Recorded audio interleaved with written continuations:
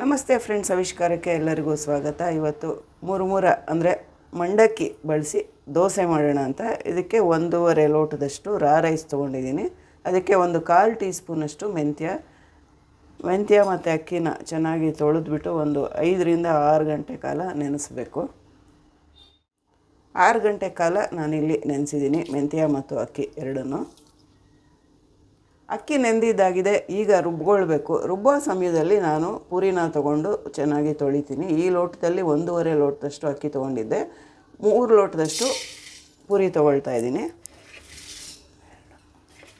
3 ಲೋಟದಷ್ಟು ಪೂರಿ ತೊಗೊಂಡಿದ್ದೀನಿ. ಈಗ ಇದನ್ನು ಒಂದು 2 ಸಲ ಚೆನ್ನಾಗಿ ತೊಳೆಯೋಣ. ತೊಳೆಯೋದಷ್ಟೇ, ಇದನ್ನೇನು ನೆನೆ ಹಾಕೋ ಅವಶ್ಯಕತೆ ಇಲ್ಲ. ತೊಳೆದ್ಬಿಟ್ಟು ತಕ್ಷಣ ರುಬ್ಬಕ್ಕೆ ಹಾಕೋದು. ನೋಡಿ, 2 ಸಲ ತೊಳೆದೆ. ಈಗಾಗಲೇ ಮೆತ್ತಗಾಗಿಬಿಟ್ಟಿದೆ. ತಕ್ಷಣ ರುಬ್ಬೋದಷ್ಟೇ. ಈಗ ಅಕ್ಕಿ ಮತ್ತು ಪುರಿ ಎಲ್ಲನೂ ಸೇರಿಸಿ ರುಬ್ಬೋಣ. ನುಣ್ಣಗೆ ದೋಸೆ ಹಿಟ್ಟಿನ ಹದಕ್ಕೆ ರುಬ್ಕೊಳ್ಳೋಣ.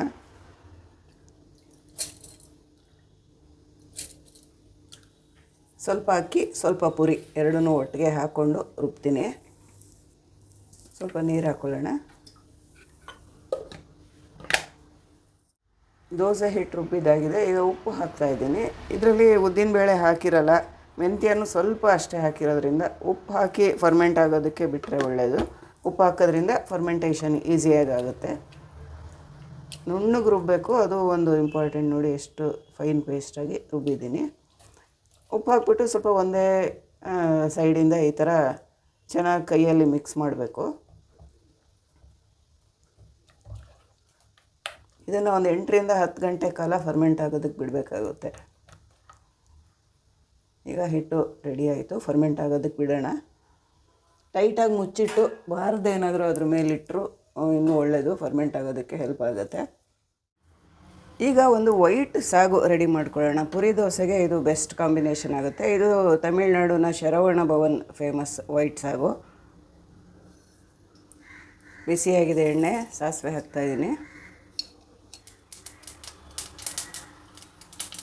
ಸಾಸಿವೆ ಸಿಡಿತಾ ಇದೆ. 1 ಈರುಳ್ಳಿನ ಸಣ್ಣದಾಗಿ ಹಚ್ಚಿ ತೊಗೊಂಡಿದ್ದೀನಿ. 2 ಹಸಿಮೆಣಸಿನ್ಕಾಯಿನ ಸುಮ್ಮನೆ ಮಧ್ಯಕ್ಕೆ ಒಂದು ಸೀಳ್ಬಿಟ್ಟು ಹಾಕ್ಕೊಂಡಿದ್ದೀನಿ. ಈ ಸಾಗುಗೆ ಕೊತ್ತಂಬರಿ ಸೊಪ್ಪು ಹಾಕಲ್ಲ ಮತ್ತು ಟೊಮೆಟೊ ಹಾಕಲ್ಲ. ಇದು ಒಂಥರ ಡಿಫ್ರೆಂಟಾಗಿ ಬಿಳಿಯಾಗೇ ಇರುವಂಥ ಸಾಗು. ಈಗ ತರಕಾರಿಗಳು, ಕ್ಯಾರೆಟ್, ಎಲ್ಲ ತರಕಾರಿಗಳನ್ನು ಸಣ್ಣದಾಗಿ ಹಚ್ಚಿ ತೊಗೊಂಡಿದ್ದೀನಿ. ಸೋರೆಕಾಯಿ, ಸ್ವಲ್ಪ ಸೋರೆಕಾಯಿ ಮತ್ತು ಹುರುಳಿಕಾಯಿ, ಗೆಡ್ಡೆಕೋಸು,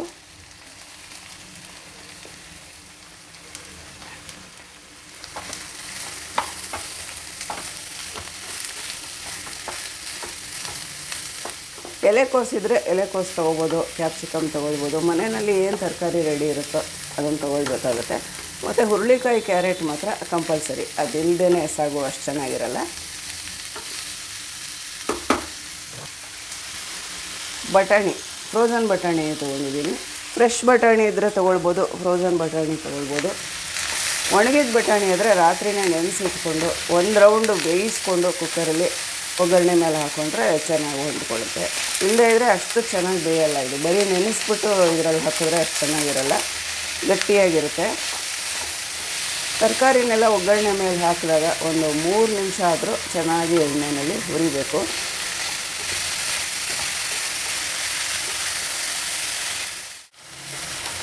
ಒಂದು 3 ನಿಮಿಷ ಒಗ್ಗರಣೆಯಲ್ಲಿ ತರಕಾರಿಗಳನ್ನೆಲ್ಲ ಹುರಿದಿದ್ದೀನಿ. ಈಗ ಸ್ವಲ್ಪ ನೀರು ಹಾಕಿ ಬೇಯಕ್ಕೆ ಬಿಡೋಣ. ಸ್ವಲ್ಪ ತರಕಾರಿಗಳು ಮುಳುಗೋ ಅಷ್ಟು ನೀರು ಹಾಕಿದ್ರೆ ಸಾಕಾಗುತ್ತೆ. ಈಗ ಮುಚ್ಚಿಟ್ಟು ತರಕಾರಿ ಬೇಯೋದಕ್ಕೆ ಬಿಡೋಣ.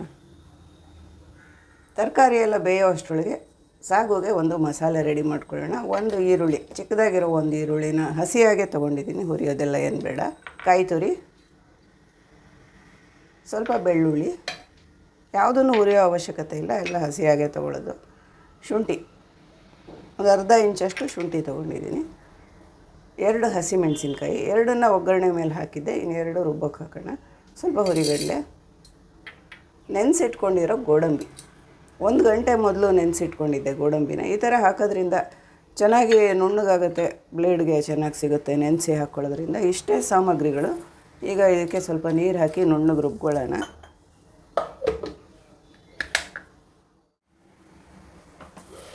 ಸ್ವಲ್ಪ ನೀರು ಹಾಕಿ ಮುಚ್ಚಿಟ್ಟು ತರಕಾರಿ ಬೇಯೋದಕ್ಕೆ ಬಿಟ್ಟಿದ್ದೆ, ನೋಡೋಣ ಬೆಂದಿದೆಯಾ ಅಂತ. ಚೆನ್ನಾಗಿ ಬೆಂದಿದೆ ತರಕಾರಿ, ತೋರಿಸ್ತೀನಿ. ಕರೆಕ್ಟಾಗಿ ಬೆಂದಿದೆ. ಈಗ ರುಬ್ಕೊಂಡಿರೋ ಮಸಾಲೆನ ಇದರಲ್ಲಿ ಸೇರಿಸೋಣ.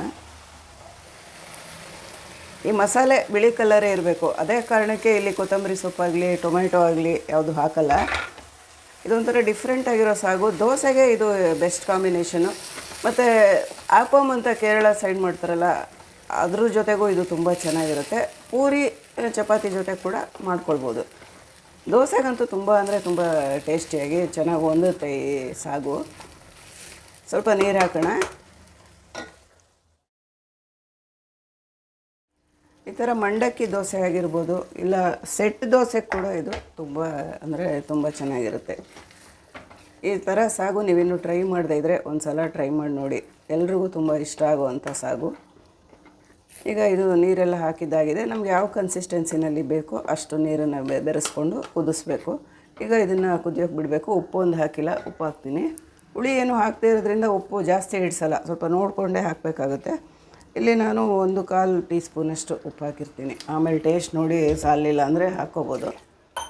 ಈಗ ಸಣ್ಣ ಫ್ಲೇಮಲ್ಲಿ ಇಟ್ಬಿಟ್ಟು ಚೆನ್ನಾಗಿ ಕುದಿಸ್ಬೇಕು. ಇದನ್ನು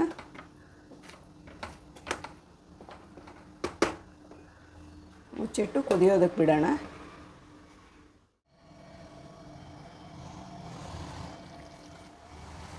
ನೋಡಿ ಚೆನ್ನಾಗಿ ಕುದೀತಾ ಇದೆ. ಇನ್ನೊಂದು ಐಟಮ್ ಬಾಕಿ ಇದೆ, ಅದೇನು ಅಂದರೆ ನಿಂಬೆ ರಸ ಹಿಂಡೋದು. ಇಲ್ಲಿ ಟೊಮ್ಯಾಟೊ ಏನು ಹಾಕಿರಲ್ಲ ಈ ಸಾಗುಗೆ. ಕಡೆಯಲ್ಲಿ ಎಲ್ಲ ರೆಡಿ ಆದಮೇಲೆ ನಿಂಬೆ ರಸ ಹಿಂಡ್ಕೊಳ್ಳೋದು. ಇದು ಒಂದು ವಿಶೇಷವಾದ ರುಚಿ ಕೊಡುತ್ತೆ ಈ ಸಾಗುಗೆ. ನಾನಿಲ್ಲಿ 1 ಹೋಳಷ್ಟು ನಿಂಬೆ ರಸ ಹಿಂಡಿದ್ದೀನಿ.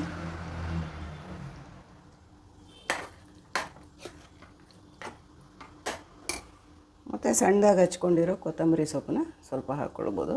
ಇದು ಆಪ್ಷನಲ್ಲು, ಬೇಕಂದರೆ ಹಾಕ್ಕೋಬೋದು, ಇಲ್ಲ ಅಂದರೆ ಬೇಡ, ಹಾಗೆ ಕೂಡ ಬಳಸ್ಬೋದು. ನೋಡಿ ವೈಟ್ ಸಾಗು ರೆಡಿ ಆಯಿತು. ಈಗ ದೋಸೆ ಮಾಡ್ಕೊಳ್ಳೋಣ. ಮಂಡಕ್ಕಿ ದೋಸೆಗೆ ದೋಸೆ ಹಿಟ್ಟು ರುಬ್ಬಿ 8 ಗಂಟೆ ಕಾಲ ಫರ್ಮೆಂಟ್ ಆಗೋದಕ್ಕೆ ಬಿಟ್ಟಿದ್ದೆ. ಈಗ ನೋಡೋಣ, ಪರ್ಫೆಕ್ಟಾಗಿ ನೋಡಿ ಎಷ್ಟು ಚೆನ್ನಾಗಿ ಫರ್ಮೆಂಟ್ ಆಗಿದೆ. ಫರ್ಮೆಂಟ್ ಆಗಿರೋದ್ರಿಂದ ಸೋಡಾ ಏನು ಹಾಕೋ ಅವಶ್ಯಕತೆ ಇಲ್ಲ. ಬೇಕಂದರೆ ಒಂಚೂರು ಹಾಕ್ಕೊಳ್ಬೋದು, ಏಕೆಂದರೆ ಇದು ಉದ್ದಿನಬೇಳೆ ಎಲ್ಲ ಹಾಕದೇ ಇರೋದ್ರಿಂದ ತೂತ ಬರುತ್ತೆ ನೋಡಿ ದೋಸೆಲೆ, ಅದು ಅಷ್ಟೊಂದು ಬರಲ್ಲ. ಹಾಗಾಗಿ ಒಂಚೂರು ಸೋಡಾ ಹಾಕ್ಕೊಂಡ್ರೂ ಪರವಾಗಿಲ್ಲ.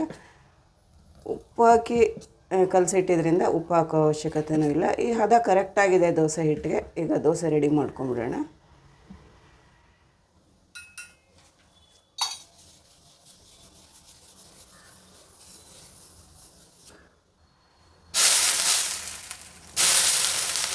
ಹೆಂಚು ಚೆನ್ನಾಗಿ ಕಾದಿದೆ.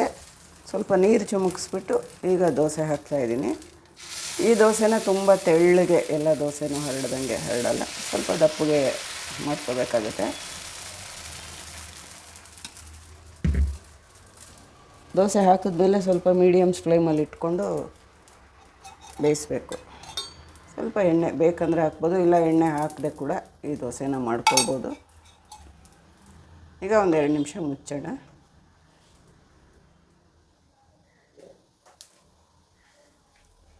ಇದಾಗಿದೆ. ಈ ದೋಸೆನ ಒಂದೇ ಸೈಡ್ ಬೇಯಿಸೋದು, 2 ಸೈಡು ಬೇಯಿಸ್ಬೇಕಂತ ಇಲ್ಲ.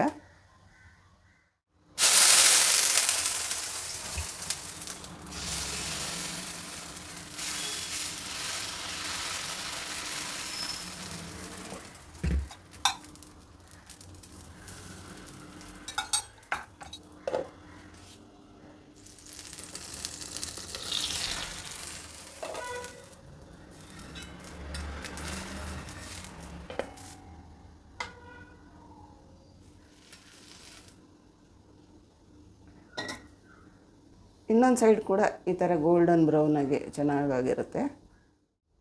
ನೋಡಿ, ಅತ್ಯಂತ ಮೃದುವಾಗಿರೋ ಮಂಡಕ್ಕಿ ಬಳಸಿ ಮಾಡಿರೋವಂಥ ದೋಸೆ. ಕೇವಲ 2 ಸಾಮಗ್ರಿಗಳು, ಮಂಡಕ್ಕಿ ಮತ್ತು ಅಕ್ಕಿ, ಸ್ವಲ್ಪ ಮೆಂತ್ಯ ಹಾಕ್ಕೊಂಡಿದ್ದೀನಿ. ಮೆಂತ್ಯ ಹಾಕದೇ ಇದ್ರೂ ನಡೆಯುತ್ತೆ. ತುಂಬ ಟೇಸ್ಟಿಯಾಗಿರುತ್ತೆ, ತುಂಬ ಸ್ಮೂತಾಗಿರುತ್ತೆ. ಇದ್ರ ಜೊತೆಗೆ ನಾನು ಮಾಡಿರೋ ಒಂದು ಬೆಸ್ಟ್ ಕಾಂಬಿನೇಷನ್ ಅಂತಂದರೆ ವೈಟ್ ಸಾಗು. ಶರವಣ ಭವನ್ ಫೇಮಸ್ ವೈಟ್ ಸಾಗು ಒಂದು ಸಲ ಟ್ರೈ ಮಾಡಿ ನೋಡಿ, ಎಷ್ಟು ಟೇಸ್ಟಿಯಾಗಿರುತ್ತೆ ಈ ಸಾಗು ಅಂತೂ. ಒಂದು ಸಲ ಮಾಡಿದ್ರೆ ಮತ್ತೆ ಅದನ್ನೇ ಮಾಡ್ಕೊಳ್ತೀರ, ಅಷ್ಟು ಚೆನ್ನಾಗಿರುತ್ತೆ. ಹೇಗೆ ಅನ್ನಿಸ್ತು ಅಂತ ಕಮೆಂಟ್ ಮಾಡಿ ತಿಳಿಸೋದನ್ನು ಮರಿಬೇಡಿ. ಹಾಗೆ ಚಾನಲ್ನ ಸಬ್ಸ್ಕ್ರೈಬ್ ಮಾಡದೇ ಇದ್ದರೆ ಸಬ್ಸ್ಕ್ರೈಬ್ ಮಾಡ್ಕೊಳ್ಳಿ, ಒಂದು ಲೈಕ್ ಕೊಡಿ. Thank you.